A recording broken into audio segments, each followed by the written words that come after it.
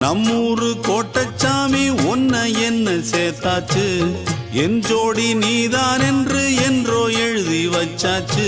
எப்போதும் சொந்தங்கள் போகாது, செந்தாழ கத்தாழ ஆகாது.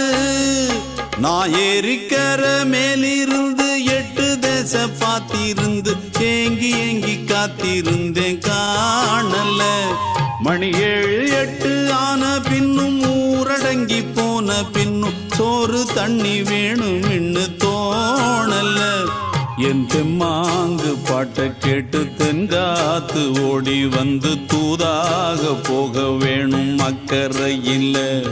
நான் உண்டான ஆசைகளை சொல்லாம பூட்டி வச்சு உள்ளார வாடுறேனே இக்கரையில். நான் ஏறிக்கர மேலிருந்து 8 தேச பாத்திருந்து ஏங்கி